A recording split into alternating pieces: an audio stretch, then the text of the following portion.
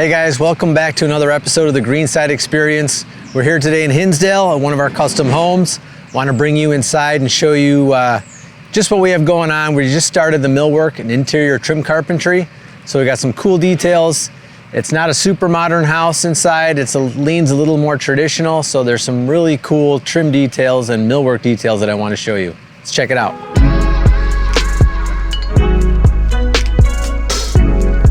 All right guys, so we're inside this house. We've started trimming out here. Trim carpenters are working away.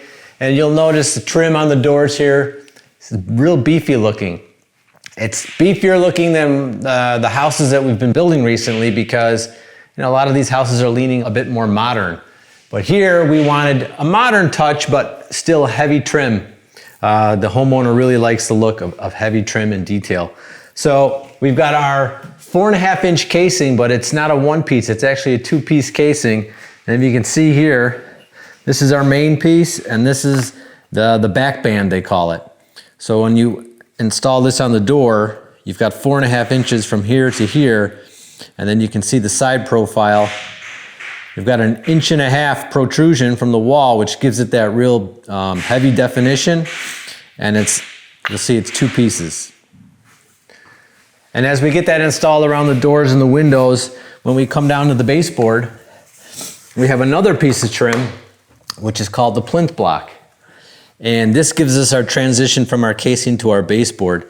And you'll notice we have a really small reveal on both sides. It's about 1/16 to maybe 3/32. It's a little bit over the width to give us that reveal, because if you had it flush, you wouldn't get a really nice finish with the paint. You'd have a joint that would end up being caulked. That's eventually gonna crack. But if you have a step in it, if you have a little reveal, it finishes much better, it paints much better. And then obviously the height of this plinth block has to be higher than your baseboard. So you can see our baseboard comes along and it dies in with about 1/2 inch space between the top of the baseboard and the top of the plinth block. So as we come around to the window, you'll see we did a 4-sided cased window, which we call this basically just 45'd. Sometimes we'll have a sill and apron across the bottom, but in this particular house, we decided not to do a sill and apron, keep it a little bit cleaner with just a 4-sided casing, which we called 45'd, because you get that 45 joint here. And again, if you come to the side, you'll see you have your 1.5 inch protrusion with your back band, and it just gives it a real heavy look, real clean look. Also want to show you guys our baseboard. I've pushed the carpenter out of here so we can have some quiet time. But you'll see here we've got a baseboard that is, I believe it's 8.5 inches tall. It's an 8.5 inch tall baseboard. It's all solid poplar. Again, this is something special that Greenside does. We mill all our own trim. So we'll actually go out and get the raw material, get the raw boards and mill this down. So it gives us the freedom to make any profile we want and basically any size we want. We're only limited by the boards available that you can get. And you'll see here that this profile is pretty unique. It was designed by the interior designer, which is Brynn Olson Designs. They gave us a plethora of custom millwork profiles, which we are gonna incorporate into this house. In another video, we'll show you the finished product. But they sent us a number of custom profiles that we were able to mill, and the baseboard is one of them, solid poplar. So in addition to the front face profile, if you see on the back of much of the trim, especially on trim that's really tall, we have grooves milled into the back. These are called reliefs. And the reason we install these is it gives more relief or more play to the trim when it goes against the wall. The wall might not be perfectly flat, and if it isn't, this helps alleviate that by putting the relief in the back of the trim. Also, if we ever need to glue this in certain areas, it's a spot for a glue to get a good hold.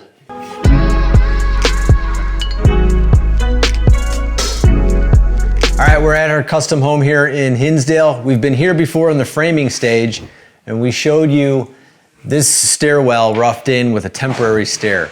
Well, now we're drywalled, and we've actually installed our permanent stair. It's a mill-made stair installed in pieces, and I'll kind of explain to you how it goes. So you'll see that back stringer that's jogged.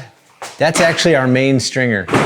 That's carrying the weight of this stringer, which that stringer carries the weight of this stringer. So it's all structural. Even though it's exposed finished material, it's a structural stair. And when everything gets put together, when you put the treads and the risers, when you put the handrails on, the newels, when everything is put together, it really stiffens up and gains a lot of strength. And because this stairwell is so picturesque, it's built into, the stairwell with big, huge windows.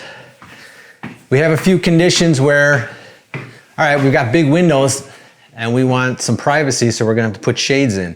And you'll see we have,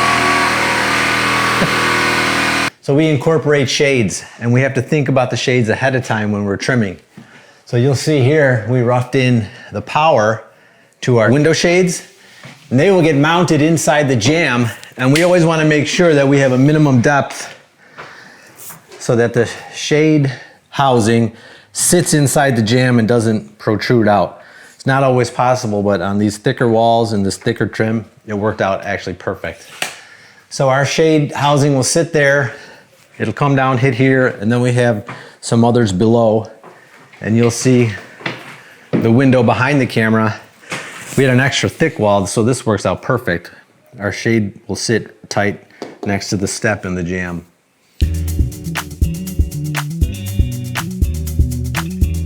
So we're here on the first floor, and you can see behind me on the rack, I've got basically a forest of trim here. A lot of poplar, a lot of trim going into this house. We've got our baseboards, we've got our casings, we've also got our crown and our three-piece crown. This is the multiple step crown. I'll show you really quickly. Our main crown, that's the profile. It's pretty substantial. It's an 8-inch crown that's going to have multiple pieces.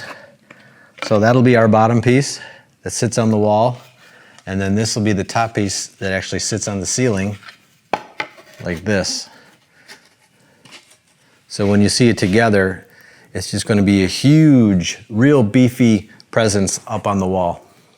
All right, so I hopped up on the ladder here just to show you how this three-piece crown is gonna look. Obviously, when the trim carpenter starts, he's gonna snap a line that's level to install his bottom piece and the piece on the ceiling to give him square lines and then fit all the pieces together.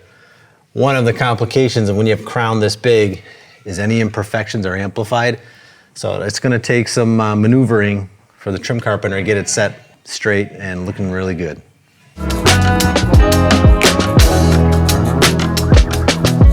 All right, guys, that'll do it for another episode of the Greenside Experience. Make sure you stay tuned for subsequent videos of this house to see finished product, to see some in-process installations going in. And as always, we'd like to thank Andersen Windows as our sponsor. You can see this house has Andersen windows, nice E-series windows. And if you like the video, give us a comment, like, and subscribe. I can never get that right, but you know what to do. See you next time.